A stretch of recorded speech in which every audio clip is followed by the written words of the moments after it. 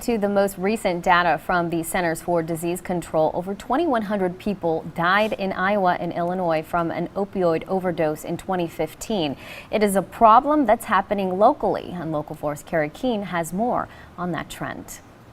Rock Island County, Scott County, Clinton County, it doesn't matter. The opioid epidemic is everywhere, and emergency responders, law enforcement agencies are the ones feeling it.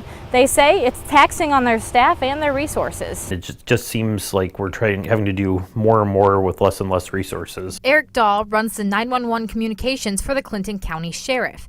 He says in a period of just 3.5 months, they received 26 calls saying that there was an opioid overdose. He also serves as a volunteer fireman and says this is concerning.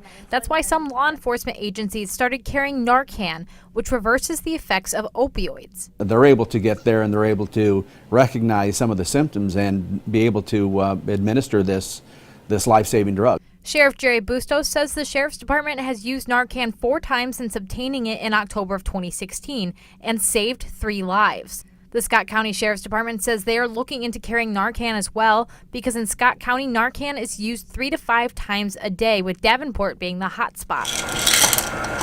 Chris Rogers has worked with the EMS at Rock Island Fire Department for 20 years and says they're starting to have to use more Narcan to revive people. Daw says he's seen that trend as well. Some services are actually doubling the amount of Narcan that they carry with them. How can you put a price on that ability to save those lives?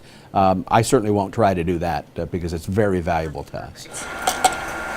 But there is a price. There is training that goes into it, plus the cost of Narcan. Scott County says it's taking a lot of manpower to run the investigations. I certainly am concerned that we're able to have the tax dollars that all of these agencies need to continue to fight this problem. That's something that I think is a broad scope that we have to make sure that we keep track of. The Centers for Disease Control say opioid overdoses have quadrupled in the last 2 decades. It's a problem that's not on its way out the door.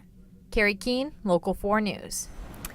And the Rock Island County Sheriff's Department says they are just a week or 2 away from putting the safe passage system in place. It allows opioid users to come forward and get treatment, bypassing the criminal justice system. Eastern Iowa community